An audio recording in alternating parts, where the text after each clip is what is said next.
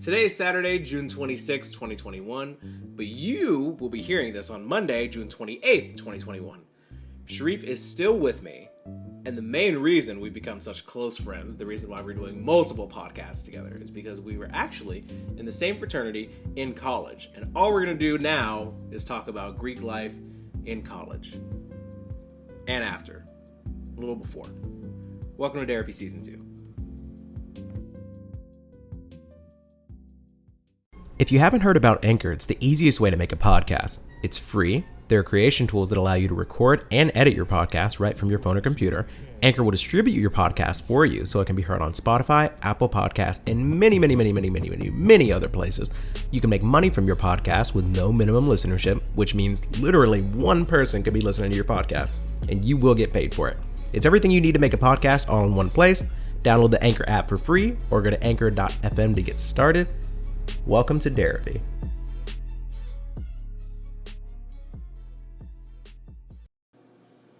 If you've listened to previous sessions, you understand how I was in high school. I was somebody that was very obsessed with being popular and well-liked. And even though when I came into my freshman year of college, I was still in a relationship with the aforementioned H, you know, the idea of being, like, comfortable and cool around girls was still, like, important to me. And I also was kind of interested in the idea of, like, being at a party here or there, like, even as a freshman, like, as an 18-year-old. I was still like, this is still something I'd like to be involved in. That's what the college experience is all about.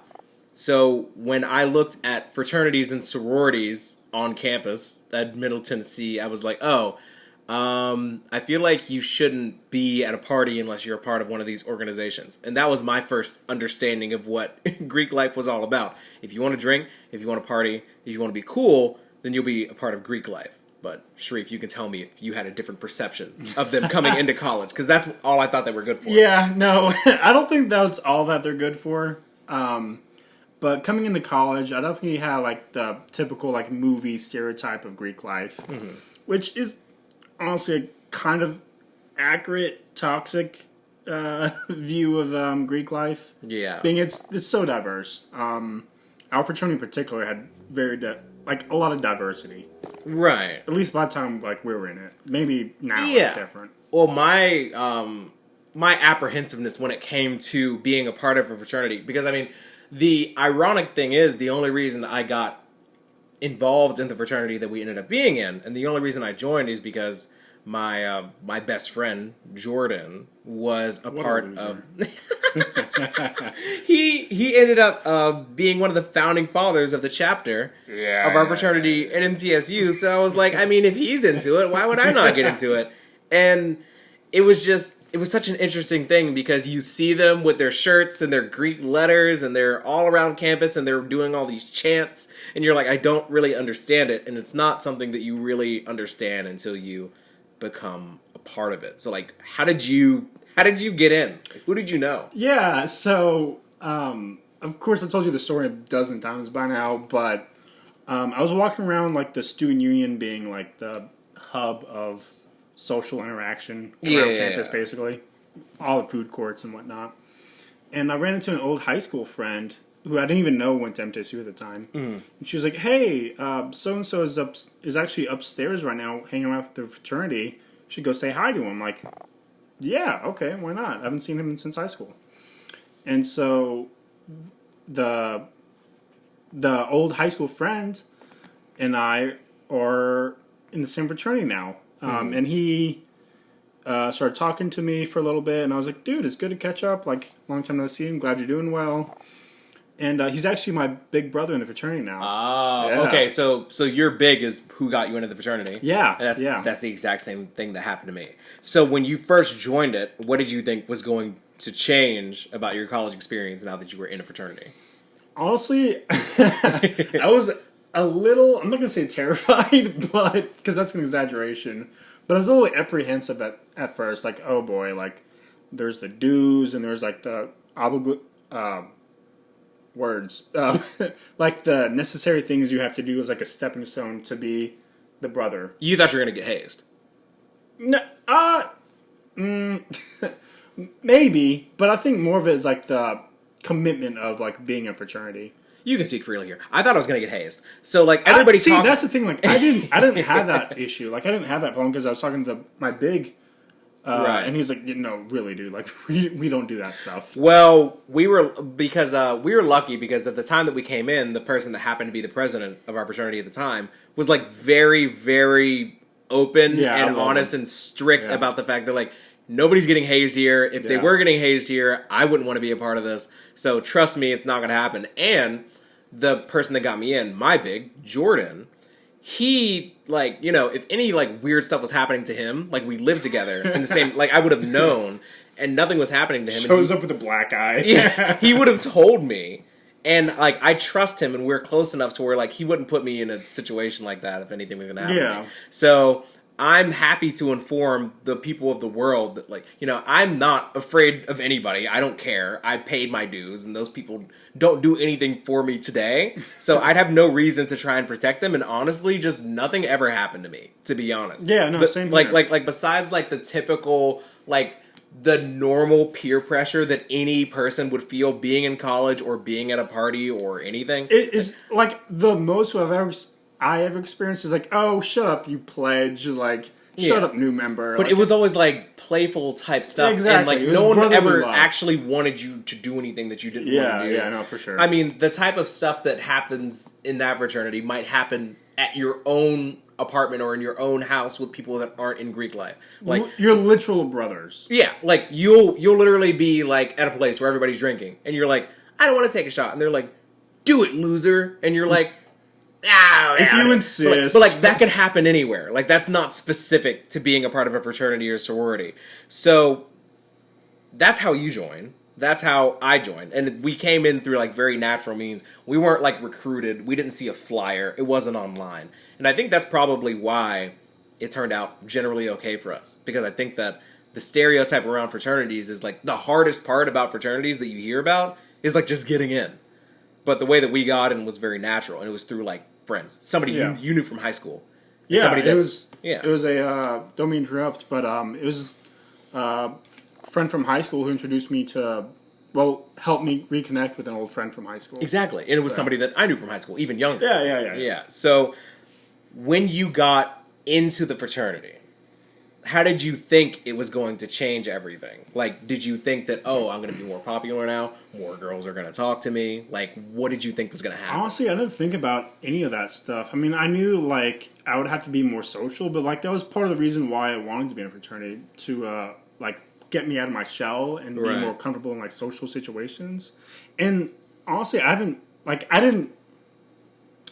I phrase this? What I'm trying to get at is that I've met so many friends from fraternity and Greek life that I'm glad I did it. I'm glad I put myself out there and made memories with these people. Would it be safe to say that the majority of friends that you had in college were because of the fraternity? Greek life. Yeah, no, for sure. I definitely agree with that. Yeah. I think my biggest fear was the commitment of time to the fraternity. Like, I would have to do a bunch of... you have to show up to meetings. You have to show up to to these events.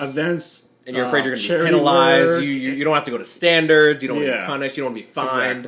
Exactly. Yeah. I mean, that was the thing for me because, like, everybody talks about how cool it is to join a fraternity or a sorority. But one thing that I noticed, and I was like, pissy because of the amount that we had to pay in dues. And then I found out that every sorority on campus was paying way more than us. We were literally, like, one of the cheapest. We were one of the cheapest. And I was, like, so pissed off. I was like... $300-$400 and then like I would talk to like a chick and she's like, yeah, we paid $1,000 this semester. Could you imagine? And I was like, yeah, no, I never would have gotten into it because like you're in college, you're in class, like you don't have time to work that much. Like you're basically relying on your parents to like get you into Greek life and stay in Greek life. Right. And I don't know if you mentioned this already, but like the president at the time, he was super cool. Like the way he advertised it to me was like, yeah, man. I mean, we just eat pizza, play Mario Kart, Super Smash Brothers. Yeah, it's very interesting how the fraternity that we were in evolved over time because when we got in, it was a super casual. Like it was a bunch of dudes just hanging out. It was literally just dudes hanging out. Yeah. We were playing Super Smash Brothers, drinking like the shittiest beer, like the worst beer. Yeah. And I was like, I don't feel any pressure, like take shots or do like keg stands or all this stuff that I expected. Nobody's like spanking me or calling me in the middle of the night and telling me to like run errands naked. Like I was expecting so much worse, and it was so cool. So once you became a brother, once we both became brothers, so to speak, were you surprised at how tight-knit everything was? Like, were you surprised that, like, oh, these people were, like, just normal people that just yeah, exactly. Like I mentioned before, like we're just a bunch of friends in the beginning, just hanging out. I mean, granted, we were a very, very new fraternity at the time and on campus, but we're just a small group of guys just hanging out, and I loved it. So I know we talked about like expectations or predictions as to what you thought was going to happen, but like once you were actually in it, did people's behavior towards you change? Did you find your own behavior changing? I definitely noticed that I got more. Maybe it was just multiple things in my life changing at that point, but like I noticed myself getting a lot more comfortable.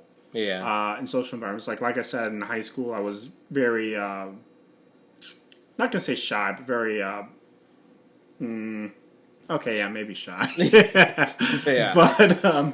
But like fraternity helped me with that, so you could see like myself getting a lot more comfortable and social and interactive with other friends. It's if I'm being totally candid here, which is kind of the point, it's Derapy. I think I didn't become a better person. Really? And it's not the fraternity's fault. I felt more empowered subconsciously because I was a part of this organization. Do you think that it made you get a sense of entitlement? I felt like walking around with the short shorts and the Sperry's with no socks and the Greek letters on. Okay. I was like, I'm different now. Like, people should.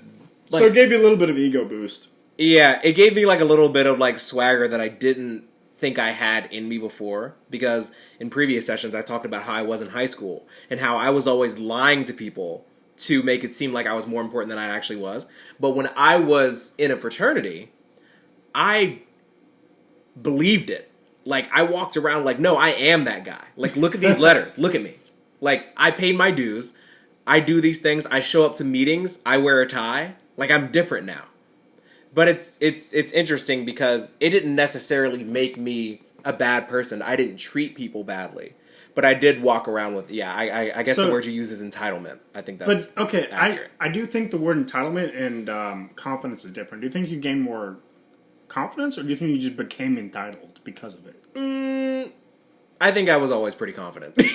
I truly think that. Okay. And, like, I don't blame my fraternity for making me feel that way.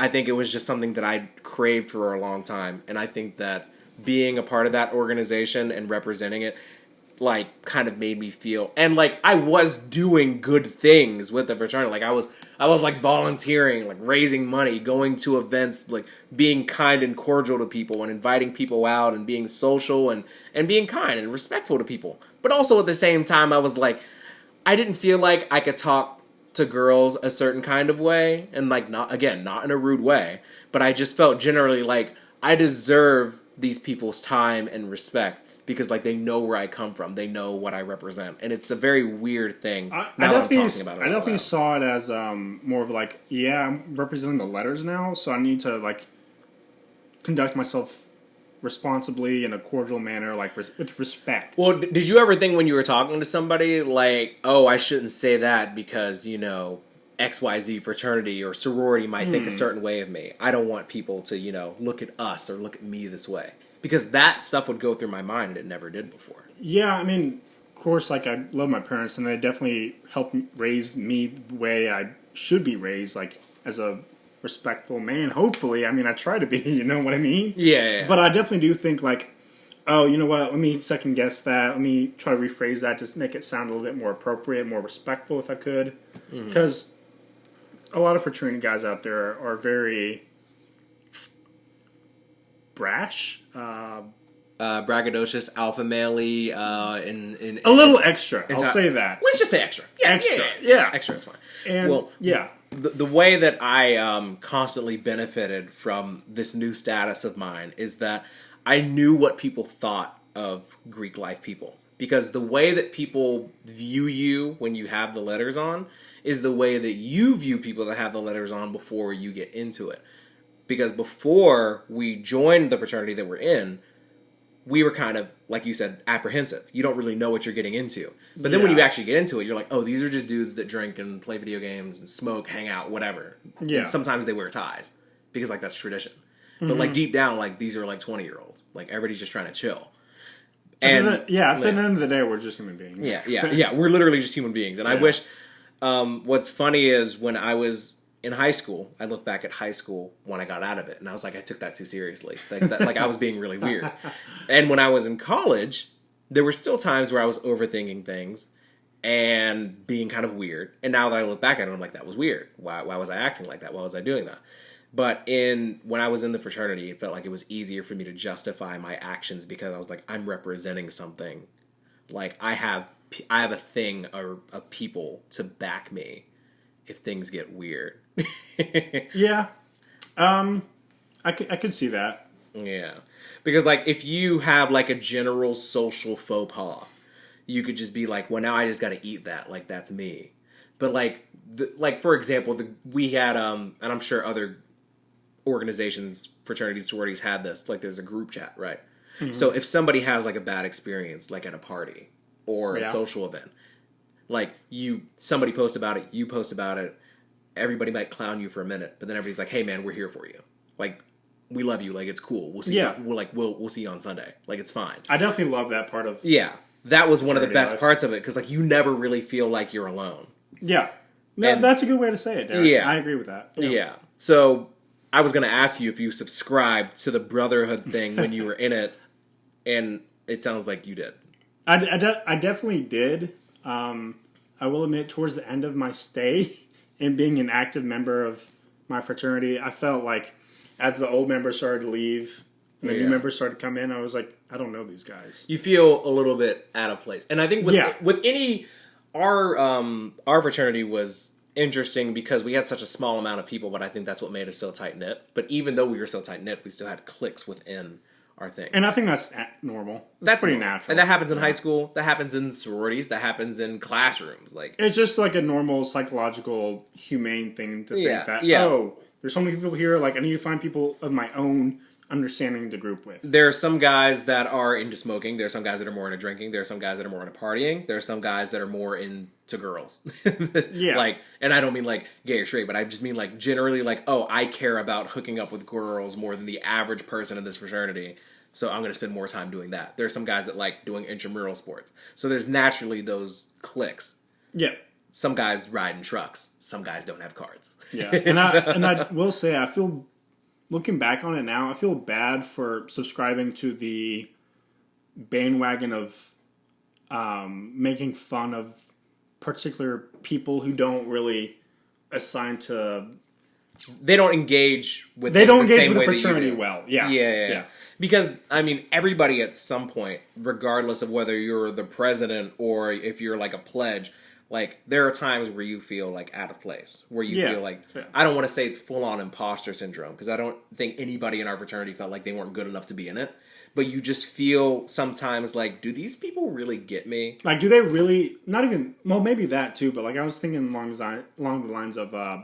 would they hang out with me if we weren't in this fraternity? Yeah. Maybe. Yeah, I definitely get that. Like, you'll be in a meeting, and you look around, and you're just like, are these people... Like, do they care? Like, would they care if I was here or not? Like, or would they just be mad because they had to be in a meeting and I wasn't? Like, so I'm curious to know how you feel about, how you felt about sororities before being in a fraternity and question. While you're in it and after. So before I was in a fraternity, I would look at sorority girls and be like, I can't talk to them. I don't think I should. They probably think they're better than me. And it's weird that I looked at sorority members the same way that I looked at cheerleaders in high school.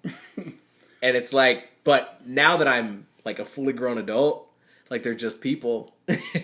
But when, before I joined, I was like, I don't know what to do with them. And even when I was in the fraternity, I'd still look at them and be like, they probably don't want to talk to me. And I don't know, it just depends on who you talk to about. How did you feel about women as a fraternity man? Okay, so coming into the fraternity at first, I thought like there was just like a different like a different beast. Like I just didn't understand women at the time. Like I was still like a 19, 18-year-old. You're still just growing in general. Right. So playing cut, I was terrified. Yeah. But fraternity helped me realize that, like I said earlier, I feel like I keep saying that, but as as I grew into myself in the fraternity, I realized, well, sorority girls are just like, this might be crazy, but they're just humans. Yeah, it didn't So, occur to I me kinda- until even like I never even said it out loud until right now. Like these are like 18, 19, 20-year-old people that are students. They have 15 credit hours like Yeah. us.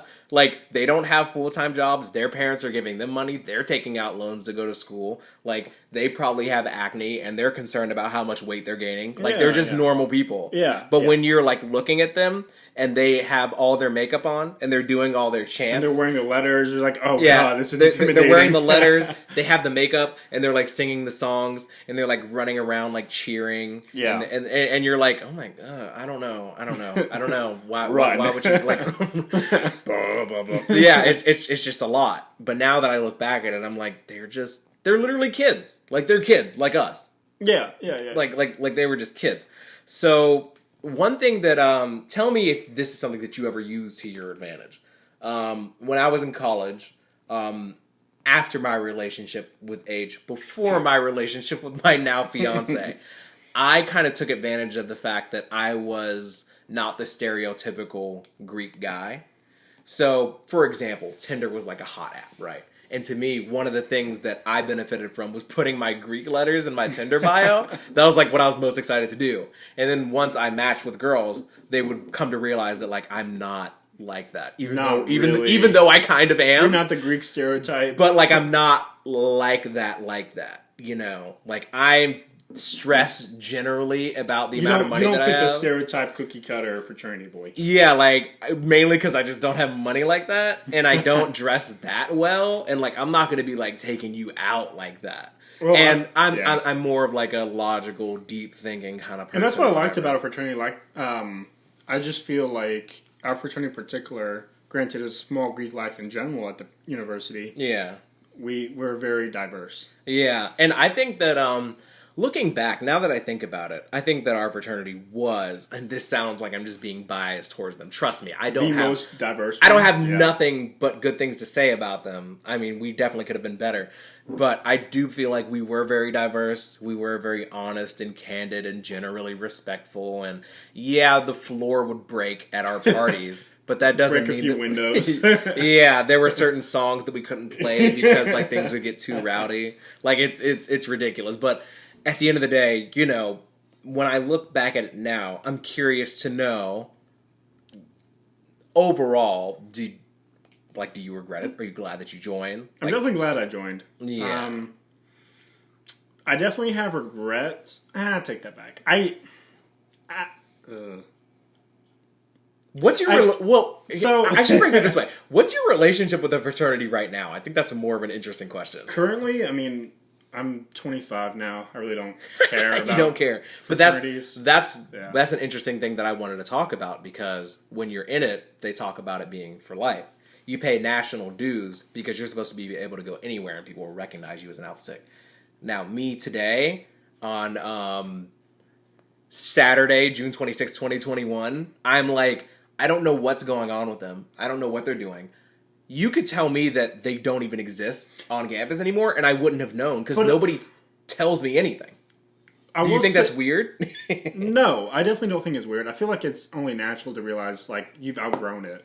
Like, I've talked to other people in Greek life, whether it's my fraternity or elsewhere, that they're like, yeah, I mean, I'm past college life, obviously, and as much fun as I had with it, like, I've realized, like, I've just outgrown it, which is not bad or good. It's just... By outgrown it, do you mean, like, you don't... You refocus your life and realize, like, other things are more important. Oh. So, whether it's your career, your girlfriend... So when you talk about the fraternity, do you think... I've always struggled with this. Is it more weird to say that you're still in it, or is it more disrespectful to say that you used to be in it? Because, like, we're technically still in it, right? Yeah, no, I'm still an Alpha Sig. But it doesn't feel like it. Well, yeah. Like, it doesn't feel like it. But I mean, you don't walk around like, hey, yeah, I'm one of those boys. Like I'm in the frat. Honestly, I still have one frat shirt and I don't even fit in it. So that's how I feel about a lot of them. Literally, I don't fit in it, and metaphorically, I don't. I just be wearing them around the crib. Like I'm not that. Yeah. And like obviously, it would be Like, I wouldn't mind showing up to a tailgate, but I feel like they'll never reach out, and I don't want to show up uninvited. I mean, I've just outgrown that personally. I mean, maybe some of our other brothers have not, and that's perfectly fine. I like free meat. Pause. I like... I will say, I've never been to a single tailgate in my life. Period. Okay, well, that's on you. That's weird. They were great. I don't regret it. Yeah. I was at a tailgate, and Tay Keith asked me for a beer once, and I was like, man, thank God I'm in a fraternity. Otherwise, that would never happen. He's made songs with Drake. Okay. So when I look at Greek life now, looking back, I'm like, I used to make this joke, like, I love the friends that I bought. Because when I finished college, I was like, now these people, you know, it might be my fault, it might be their fault, but it doesn't really matter the reason. We're not in touch. I think about you, and I think about Jordan. Jordan, and then 1, 2, 3.5, maybe other guys that I still might reach out via Snapchat, Facebook, Instagram, whatever. And it's just like, if this was really a brotherhood for life thing, if we all really felt like we could rely on each other for life, because that's definitely what they sell you, right? When you're in the brotherhood, when we're doing the rituals, when we're at the meetings, when we go to nationals, like, they're like, this is forever. You felt that, right? You heard them say that.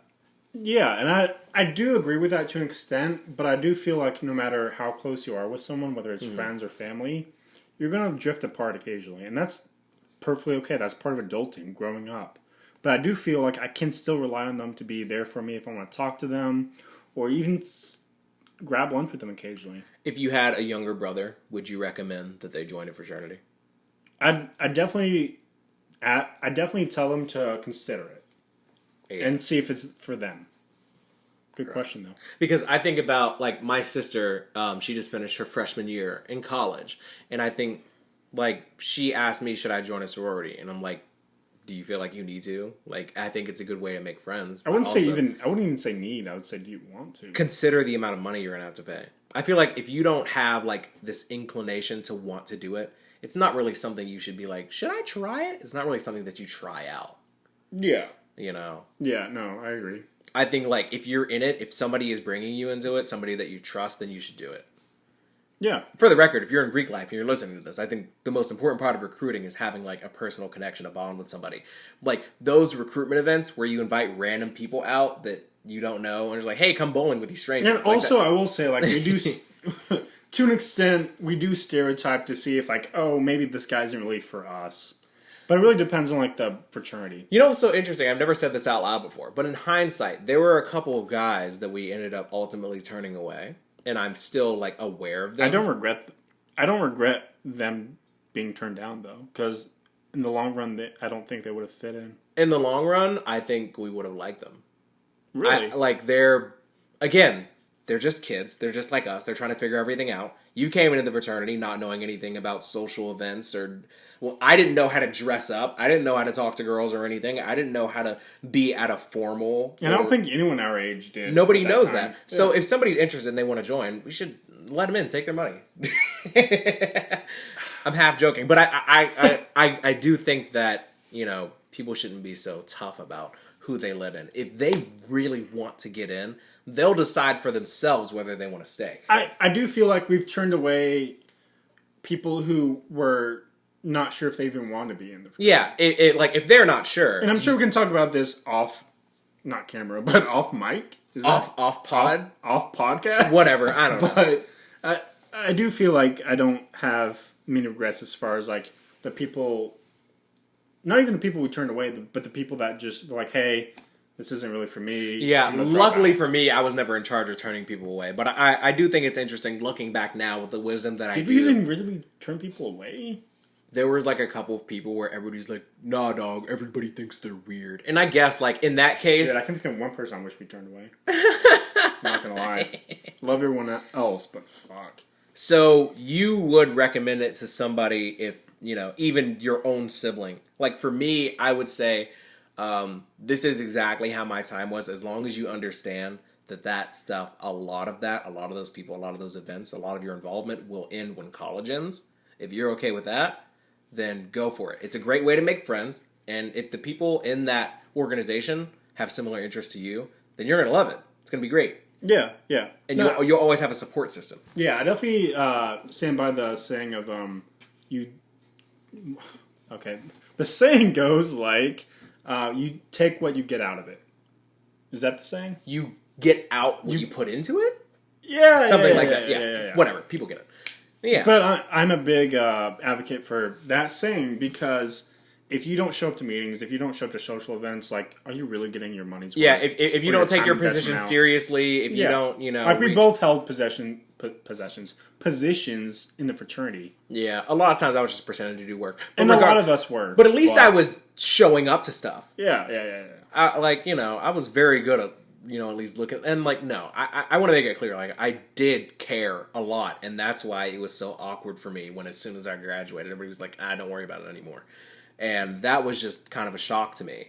Mainly because, the amount of money that I thought I was putting into the organization, I was like, isn't everybody paying the same amount? Wouldn't you guys still want to know what's going on if you spent, it's thousands of dollars, right? Right. I'm doing the math in my head, but every semester you're there, $300, $400, $500, and the national dues, $700. It definitely adds up. We're talking about thousands of dollars. The least you can do is the month after I graduate, maybe just be like, hey, we're having this event. Hey, you want to come say okay? Hey, we're having an alumni event.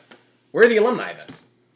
Yeah, but I mean, from their point of view, I guess they don't see alumni as oh yeah, I'm sure this 24-year-old will really want to come to party with a bunch of 18, 19-year-olds. I've come to terms with it now. I think when I just graduated college, when I was 21 and 22, I was like, but guys, yeah. But now that I'm engaged and I'm saving for a house, I'm gonna have why would you want to? I'm not trying to kick it with these children, yeah. But it would be nice if they're hey, we're having this recruitment event. We would like somebody to come, someone with to experience the kids and talk about what it means to be. I definitely do like the idea of having an alumni group chat, whether it's you probably appreciate an email every once in a while. I mean, of course, I'd love an email, but I just won't read it or reply. I mean, honestly, I'm cool then. Well, I think ultimately, when it comes down to it, we came into it not really knowing what it was going to be at all. And it helped me grow as a person. And yeah, exactly. While we were in it, I can definitely say it gave me a lot of perspective, not only on Greek life, but